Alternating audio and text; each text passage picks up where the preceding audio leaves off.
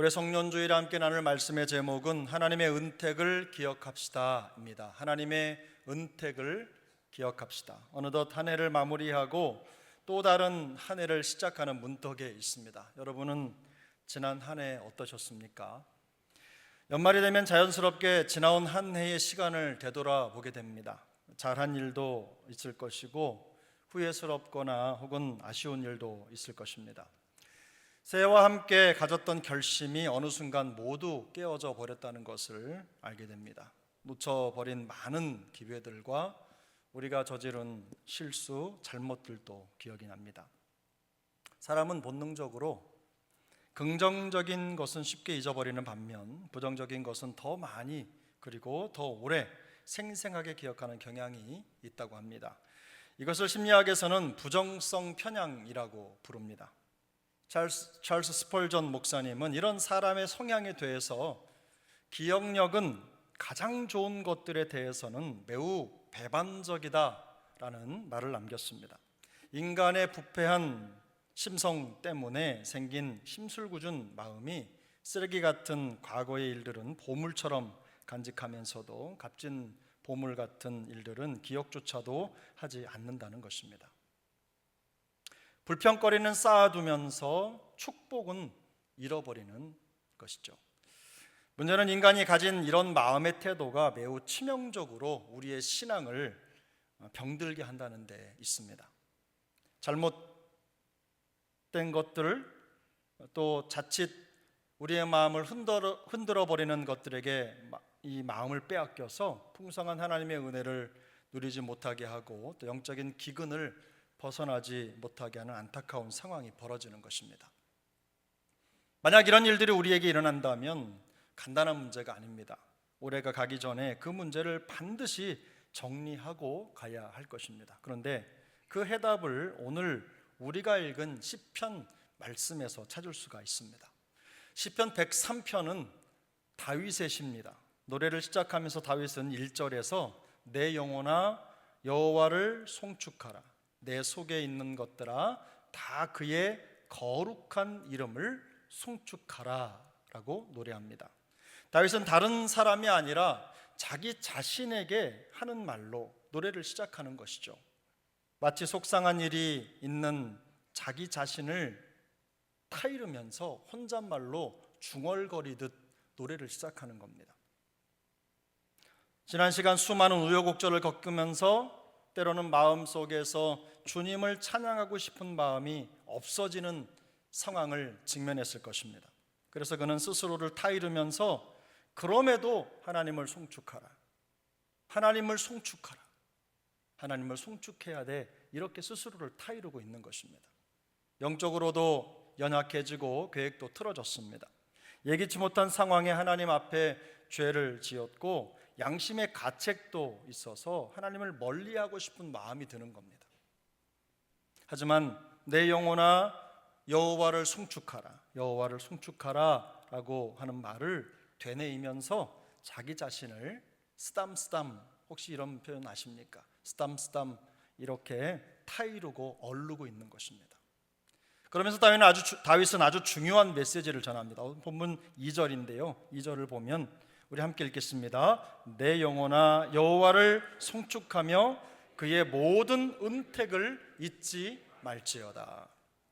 아멘. 이 은택이라는 말을 다른 성경에서는 은덕이라고 번역을 했습니다. 또 다른 성경에서는 은혜라고 번역을 했어요. 그런데 이 은택이라고 하는 말의 진짜 의미는 하나님이 우리를 위해 행하신 일들이라는 뜻이에요. 하나님이 우리를 위해 행하신 일들, 다윗은 지금까지 주님의 그 하나님이 행하신 일들, 자기를 위해서 해주셨던 그 하나님의 일들을 잊을 수가 없었습니다. 은택을 잊을 수가 없었어요. 마음속에서 섭섭함이나 아쉬움 같은 쓴 감정이 올라올 때도 있었지만 순간마다 베풀어 주신 하나님의 은혜를 잊을 수가 없었습니다. 그는 이제 그래서 본문 3절부터는 자신을 향해 있던 이 타이름의 방향을 바꿉니다. 그를 둘러싼 수많은 사람들을 향해서 이제 외치듯 노래합니다. 변하지 않는 하나님의 은택을 기억하라고 많은 사람들을 향해서 외치고 있는 것입니다. 그리고 이 외침 속에는 그가 자신의 경험을 통해서 얻었던 하나님에 대한 경험이죠. 하나님의 은혜에 대한 경험이, 은택에 대한 깊은 깨달음을 담아 놓았습니다. 어떤 깨달음의 은혜가 담겨 있습니까? 첫 번째는 용서의 은택입니다. 우리를 참아주시는 용서의 은택, 그 용서의 은택을 기억하라는 것입니다. 우리 본문 10절인데요, 우리 10절 본문을 한번 같이 읽어보겠습니다. 우리의 죄를 따라 우리를 처벌하지는 아니하시며 우리의 죄악을 따라 우리에게 그대로 갚지는 아니하셨으며. 아멘. 우리의 죄를 따라 처벌하지 않으신다라는 것은 사실 우리가 가진 소망의 기초죠. 만약에 하나님이 우리가 행한 대로 벌을 주신다면 우리 중에 소망 가운데 살 사람이 누가 있겠습니까?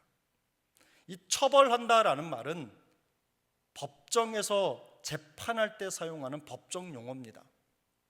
법대로라면 우리는 죄의 대가를 치러야 마땅하지만 그 죄의 대가를 요구하지 않으신다는 뜻입니다. 만약에 하나님께서 엄격한 법의 잣대로 우리를 심판하신다면 우리는 중벌의 심판을 면하지 못할 것입니다. 지나온 한 해를 기억하십니까? 365일의 여정 동안 우리 안에 있던 수많은 죄의 모습을 혹시 생각하십니까? 이기적인 마음, 감정의 쓴뿌리들, 생각, 교만한 행동, 이런저런 말실수 같은 것들, 마치 우리의 살 속에 파고들어 있는 잔가시 같은 그런 죄악들이 얼마나 많은지 몰라요. 그런데 그런 죄악들을 상세히 노트에 적어 놓는다면 얼마나 많겠습니까? 아마 그것만 보더라도 우리는 죄인일 수밖에 없다는 사실이 명백하게 드러나고 말 것입니다. 요 문장을 적는데 마음속에 그런 생각이 들더라고요. 우리 찬송가 중에 바다를 먹물 삼아도 하나님의 은혜를 다 기록하지 못하겠다는 그런 표현이 있지 않습니까? 그런데 바다를 먹물 삼아도 우리 죄를 다 적을 수 없겠다, 이런 생각이 들었어요. 그러나 다윗은 하나님께서 우리의 죄악대로 갚지 않으신다고 선언합니다.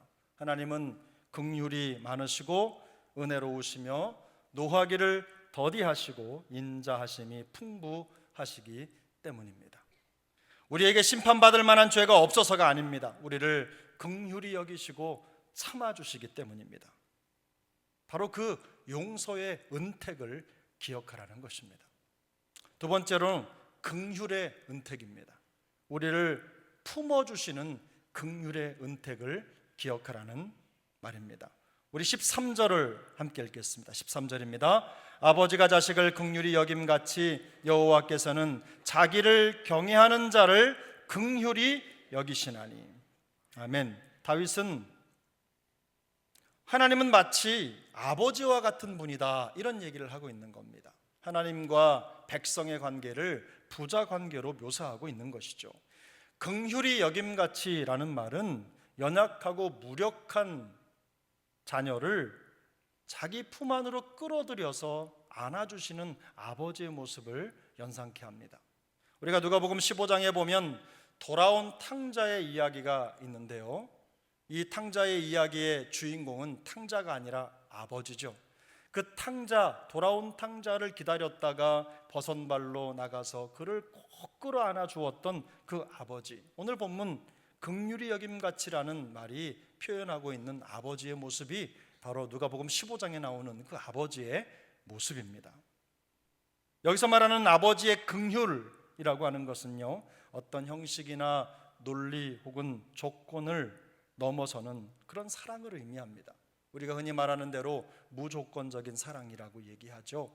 어떤 조건이나 상황이 아니라 그걸 훌쩍 뛰어넘는 그런 사랑입니다. 하나님은 우리의 연약함을 아시고 또 그것 때문에 실망하지 않는 분이십니다. 그럴 줄 알았는데, 안 그럴 줄 알았는데 그렇네, 이렇게 실망하시는 분이 아니란 말입니다. 왜냐하면 애시당초 우리가 강하다는 기대를 하지 않으시기 때문입니다. 그래서 다윗은 다음 14절에서 이는 그가 우리의 체질을 아시며 우리가 단지 먼지뿐임을 기억하심이로다라고 고백을 합니다. 하나님은 우리가 연약한 기질을 가지고 있다는 것을 누구보다도 더 잘 알고 계신 분이세요. 넘어질 수 있고 안 그래야지 그러면서도 금방 또 잊어버리고 죄를 짓고 똑같은 실수를 반복하는 것이죠. 그걸 다 알고 계시다는 거예요. 가령 이런 겁니다. 이제 걸음마를 배우는 아이에게 올림픽에 참가하는 프로 선수처럼 뛰지 못한다고 꾸중을 하거나 야단칠 부모님은 세상에 단 한 사람도 없습니다. 아버지는 늘 아이가 넘어질 것을 예상하고 또 넘어지면 다시 일으켜 줍니다. 저도 아이들이 어릴 때 이 뒤에다 줄을 묶고 원발치에서 그 줄을 잡고 따라갔던 기억이 나요. 길을 벗어나면 당겨서 길 안으로 들어오게 하려는 거죠. 조금 더 자유를 주고 싶은 마음에서 줄을 묶었지만 강아지로 생각한 적은 한 번도 없습니다. 그저 그를 보호해주고 싶은 마음에서 그렇게 한 거예요. 때로는 넘어진 아이를 지켜보면서 아이가 다시 일어나기를 기다립니다. 아이가 약하다는 것을 알지만 그 약함을 딛고 일어서기를 바라기 때문입니다. 성도에게 있어서요, 내가 약하다는 것을 인정하는 것만큼 중요한 게 없습니다. 근데 우리는 되게 우리 스스로가 어리다고 생각하지 않습니다. 어리다고 생각하지 않기 때문에 말씀의 교훈을 잘 받지 않습니다. 나 혼자서도 잘할 수 있다고 생각하기 때문에. 그런데 내가 어리고 연약하고 하나님의 도우심과 긍휼이 필요한 존재라는 것을 인정할 때 영으로 보면 성숙하는 겁니다. 그런 분들이 진짜 성숙한 성도입니다. 우리가 고군분투했던 지난 한 해의 시간을 돌아볼 때 하나님은 우리의 실패를 무서운 눈초리로 판단하는 분이 아니십니다. 우리의 삶을 긍휼로 바라보시면서 우리가 다시 일어나서 새로운 믿음의 길을 가기를 기다리고 계신 겁니다. 주님은 우리의 연약함을 동정하지 못하실 분이 아니십니다. 우리의 연약함을 붙들어 주시는 분이십니다. 그렇기에 우리를 품어주시는 그 긍휼의 은택을 기억하라고 말하고 있는 것입니다. 세 번째로 인자하심의 은택입니다. 영원히 변함없으신 하나님의 인자하심의 은택을 기억하라는 것입니다. 오늘 본문 17절을 함께 보겠습니다.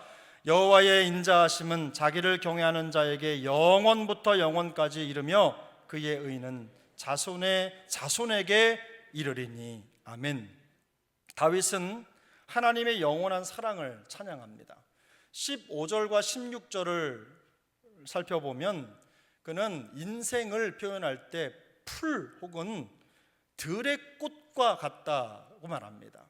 우리 인생을 풀이나 들의 꽃에 비유하고 있는 것이죠. 아름답지만 어느 순간 바람이 지나가면 여지없이 쓰러지는 그런 연약한 존재라는 겁니다. 그 있던 자리조차도 찾을 수 없을 만큼 그런 덧없는 인생이 우리의 모습이라는 겁니다. 사실 우리의 삶과 관련한 모든 것들이 일시적입니다. 영원할 것 같이 우리가 붙잡고 살아가지만 그러나 영원한 것은 없습니다. 지난 한 해 여러분 얼마나 빨리 시간이 지났습니까? 시작할 때는 그 끝이 언제 오려나 이런 생각이 들지 않았습니까? 그런데 어느덧 우리는 벌써 1년을 다 지나고 또 다른 한 해를 맞이하고 있는 겁니다. 아마 내년도 엄청 빠르게 지나갈 것입니다. 눈 깜짝할 사이에 지나갈 거예요. 쏜살같이 지나갈 거예요. 우리가 마음속에 결심을 하고 또 결심했던 것들, 그런 것들이요, 때로는 꽃 같습니다. 들의 풀 같아요. 조금 피어오르는가 싶더니만 금방 풀이 죽어 넘어져 있는 겁니다. 결심이 그렇게 꺾이는 겁니다. 길게 생각했던 세월도 순식간에 지나가고 마는 것이죠. 만약에 우리의 소망이 이런 풀이나 꽃처럼 금세 시들어버리는 우리의 결심 혹은 다짐에 달려있다면 우리는 결코 절망을 벗어날 수 없는 인생이 될 것입니다. 하지만 그렇지 않습니다. 오늘 본문 17절을 살펴보면요, 그 첫 단어가 중요한데 17절을 시작하는 첫 단어는 그러나입니다. 그러나. 우리 성경에는 번역이 되지 않았지만 원문 성경이나 다른 번역을 보면 그러나라는 말이 분명하게 기록되어 있습니다. 일시적인 우리의 인생과는 확연히 다른 영원한 하나님의 인자하심과 대비하기 위해서입니다. 우리의 연약한 인생과 영원하신 하나님의 그 방편을 대비하고 있는 겁니다. 우리 인생이 갑작스럽게 밀려오는 온갖 시련과 위협에 부딪히는 풀과 혹은 들의 꽃 같을지라도 영원하신 하나님의 사랑이 우리를 보호하시는 성벽이 되어주신다는 것입니다. 우리는 바람에 꺼지는 촛불 같은 인생이지만 하나님이 그 바람을 막아주시는 방패막이 되어주신다는 거예요. 우리의 삶을 주님이 지켜주시고 보장해 주신다는 말씀입니다. 다윗은 이처럼 우리를 영원히 보호하시는 하나님의 인자, 그 인자하심의 은택을 기억하라고 우리에게 힘주어 말하고 있는 것입니다. 다윗이 이런 노래를 부를 수 있었던 이유는 살아온 그의 생애를 통해서 이 모든 것들을 경험했기 때문입니다. 그런 하나님을 만난 거예요. 그런 하나님을 고백할 수밖에 없는 상황에 놓여 있는 것입니다. 그는 죄악에 빠졌습니다. 죽을 병에 걸렸습니다. 때로는 모든 것이 무너지고 파멸할 것 같은 상황에 던져졌습니다. 그러나 주님께서는 그를 용서해 주셨습니다. 그의 병을 고쳐주셨습니다. 그리고 그에게 새 생명을 허락해 주셨습니다.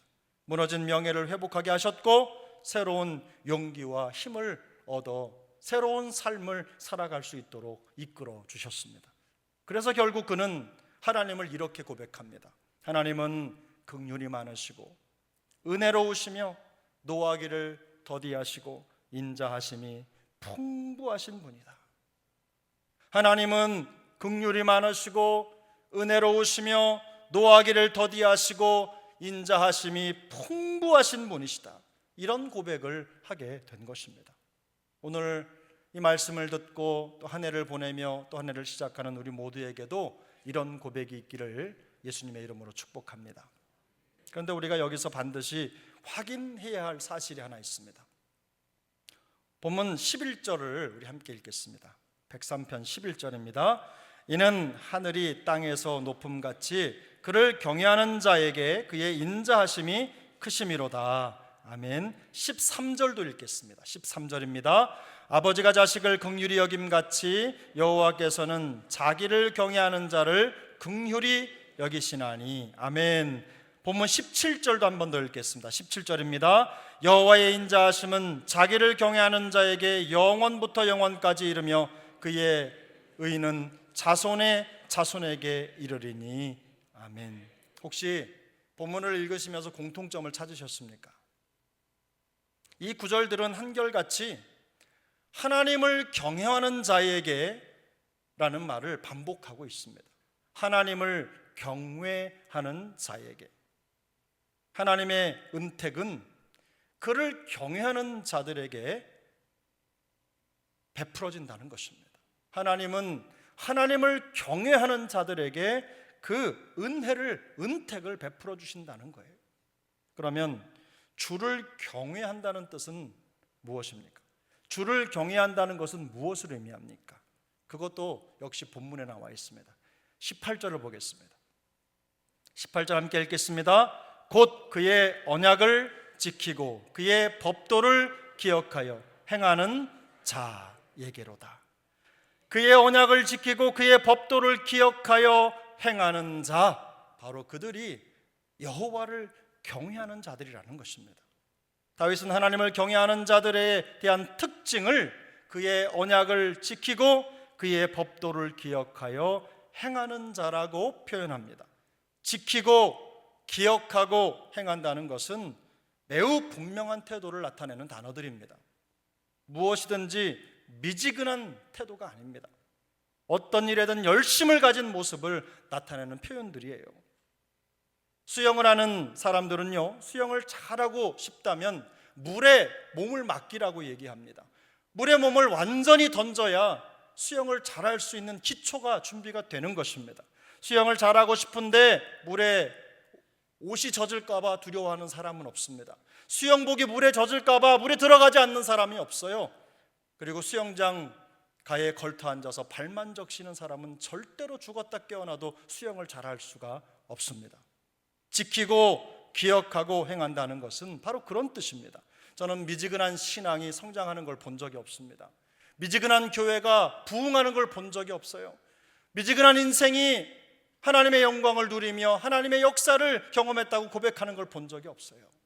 하나님은 그 마음에 확실한 믿음을 가진 하나님의 사람들을 통해 역사하시는 줄로 믿습니다. 하나님의 백성으로서 그의 말씀에 대한 명확한 태도를 가지고 살아야 한다는 말입니다. 여기서 말하는 주를 경외하는 자들이란 그런 거예요. 하나님의 말씀을 지키고 기억하고 행하는 일에 대해서 미적지근한 마음을 버리라는 겁니다. 그런 마음으로는 안 된다는 거예요. 하나님이 우리를 위해서 그 마음의 열정을 가지고 달리고 계시다면 우리도 그 마음을 본받기 위해서 힘을 다해 주님과 그 열정을 맞추기 위해서 마음을 쏟아야 하는 것입니다. 하나님께 자신의 삶을 완전히 내어 맡긴 사람들, 그런 분들에게 하나님은 공의를 드러내시고 맡긴 모든 것들을 이루어 주시는 것입니다. 마음에 의심이 생기고 하나님을 찬양하고 싶지 않은 생각이 들 수도 있습니다. 그러나 그럴 때마다 우리 자신을 타이르셔야 해요.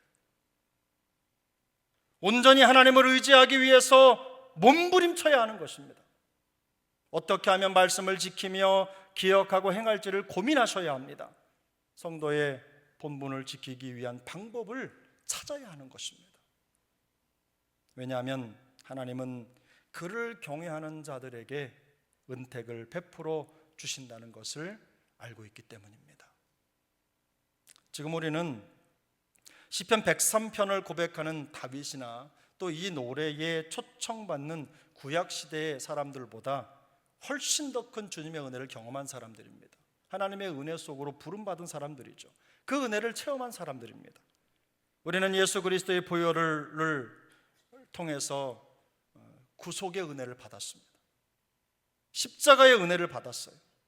우리의 모든 죄를 사함받았고 성령을 선물로 받았습니다. 그리고는 새 언약의 백성들로 살아가도록 부르심을 받은 것입니다. 그래서 사도 바울은 그렇게 부르심을 받은 자들이 합당하게 행해야 된다는 사실을 명확하게 짚어주고 성도들을 권면합니다. 주의 말씀을 지키는 일에 열심을 내고 말씀을 기억하고 행하는 일에 더욱더 힘쓰는 자리에 있으라는 말입니다. 그런 자리로 부르심을 받았다는 거예요. 그 사실을 기억하라는 말씀입니다. 지난 한 해를 돌아볼 때에 우리는 둘 중 하나를 선택할 수 있습니다. 꼭 했어야 했는데 라는 후회와 실망감에 무거운 마음의 짐을 내려놓지 못한 채 또 다른 한 해를 묵직하게 시작할 것이냐, 아니면 다윗이 그랬던 것처럼 스스로를 토닥토닥 위로하면서 하나님의 베풀어 주신 은택을 기억하고 하나님을 찬양하는 마음으로 한 해를 마무리하고 또 한 해를 당차게 시작할 것이냐, 이 두 가지 기로가 우리에게 있는 것입니다. 단순히 모든 것은 잘 될 거야 라는 긍정 마인드를 가지라는 말씀이 아닙니다. 우리에게 인자와 긍휼로 관을 씌워주시고 좋은 곳으로 우리의 소원을 만족하게 하사 우리 청춘을 독수리같이 새롭게 하실 하나님을 기대하라는 것입니다. 우리 삶을 보면 그저 올해나 내년에나 별반 차이가 없을 것 같아요. 삶에 큰 변화가 없습니다. 그저 어제 살았던 삶을 오늘도 살고 오늘 살았던 삶을 내일도 살고 이번 연도에 살았던 삶을 그저 내년에도 똑같이 살 것 같아요. 그저 바라는 마음의 소망은 그저 건강했으면 좋겠다. 그러나 여러분, 이게 큰 소망이 아니에요. 주님의 나라에 들어가는 그 순간까지 우리를 통해 하나님의 뜻이 이루어지기를 바라는 그 소망이 여러분 식지 않기를 축복합니다. 하나님의 은택을 기억하고 어떤 상황에서든 열심을 품고 주를 섬길 때 우리의 소원을 만족하게 하시고 우리 청춘을 독수리처럼 새롭게 하실 하나님의 은혜가 우리 모두에게 임하게 될 줄로 믿습니다. 그 사실을 확신하라는 거예요. 그러면서 여러분, 우리 본문 3절, 4절, 5절 말씀인데요, 103편 3절, 4절, 5절 말씀을 한 번 더 읽겠습니다. 함께 읽습니다. 그가 내 모든 죄악을 사하시며 내 모든 병을 고치시며 내 생명을 파멸해서 속량하시고 인자와 긍휼로 관을 씌우시며 좋은 것으로 내 소원을 만족하게 하사 내 청춘을 독수리같이 새롭게 하시는도다. 아멘. 이 말씀의 은혜와 능력이 주의 은택을 기억하며 또 주를 경외함으로 한 해를 마무리하고 또 한 해를 시작하는 우리 모두에게 임하기를 예수님의 이름으로 축복합니다. 마지막으로 우리 103편 22절을 함께 읽고 설교를 마무리하겠습니다. 우리 22절입니다. 함께 읽습니다. 여호와의 지으심을 받고 그가 다스리시는 모든 곳에 있는 너희여, 여호와를 송축하라. 내 영혼아 여호와를 송축하라. 아멘. 여러분이 구절을 한번 잘 보세요. 여호와의 지으심을 받고 그가 다스리시는 모든 곳에 있는 너희여. 무슨 말입니까? 우리가 하나님이 지으신 천지 만물 속에 살고 있다는 것입니다. 하나님께서 만드신 세상 가운데 우리도 있다는 거예요. 다윗은 처음에 시작했던 그 마음으로 이 시편을 마무리합니다. 그가 확신하는 게 있어요. 하나님이 세상을 지으셨다. 하나님이 이 세상을 통치하신다. 하나님이 이 세상을 다스리신다. 모든 것이 하나님의 뜻 가운데 있다. 우리가 어느 곳에 있던 어느 모양으로 살아가던 그곳에 하나님이 함께 계시다는 확신이 그에게 있었던 것입니다. 그래서 그는 다시 한번 자기를 타이릅니다. 인생에 어떻게 좋은 일만 있겠습니까? 어떻게 관계 속에 기쁨만 있겠습니까? 제가 어떤 집사님하고 대화를 나누는데 그 집사님이 결혼 이후에 한 번도 부부싸움을 안 하셨대요. 일상입니까, 여러분? 저는 그 한마디를 듣고 그분에 대한 생각이 바뀌었어요. 대단하다. 정말 놀랍다 이런 생각을 했어요. 그런데 여러분 살다 보면 우리가 어떻게 똑같은 감정으로 살 수가 있겠어요? 어떻게 우리 인생에 우리가 원하는 것만 있겠습니까? 원하지 않는 것, 또 속상한 일, 이런저런 일들이 얽히고 설켜서 우리 인생, 우리의 삶을 괴롭게 하지 않겠어요? 그런데 그때에 우리의 마음속에 그런 일 때문에, 해결되지 않는 현실의 문제 때문에, 그것 때문에 하나님을 높여드리고 예배하고 하나님 앞에 영광되어야 될 삶을 포기하는 그런 안타까운 일들이 일어나지 않아야 된다는 겁니다. 마음속에 혹여라도 그런 생각이 들 때 다윗처럼 이렇게 하라는 거예요. 괜찮아. 그럼에도 불구하고 하나님을 송축해야 돼. 하나님이 세상을 지으셨어. 너는 하나님의 섭리 안에 있는 하나님의 사람이야. 이렇게 위로하라는 말입니다. 쓰다듬어 주라는 거예요. 하나님을 송축하고 하나님을 의지하라. 그렇게 스스로를 토닥이라는 것입니다. 결국 모든 것이 하나님의 섭리 안에 있다는 것을 잊지 말라는 것입니다. 우리도 마찬가지예요. 사탄 마귀는 온갖 수단과 방법을 동원해서 우리의 마음을 무너뜨리려 할 것입니다. 우리가 상상도 하지 못하는 방법들로 우리를 무너뜨리고 위협할 것입니다. 그때마다 우리 스스로를 타이르셔야 돼요. 격려하셔야 합니다. 하나님의 은택을 기억할 수 있도록 그렇게 스스로를 이끌어 주셔야 해요. 여러분, 누군가 나에게 와서 그렇게 해주기를 바라지 마십시오. 우리 스스로 하나님의 말씀을 통해 힘을 얻으시고 말씀의 위로를 받으시길 바랍니다. 말씀을 통해 하나님의 은택을 기억하시길 바랍니다. 온 세상을 통치하시고 운행하시는 하나님의 섭리를 깨닫게 되시기를 바랍니다. 모든 것을 합력해 선을 이루실 하나님을 기대하고 의지하는 그 믿음의 자리를 끝까지 지켜서 하나님께 영광이요 또 이 세상의 빛과 소금으로 쓰임받는 우리 세중앙 식구들 다 될 수 있기를 예수님의 이름으로 축복합니다.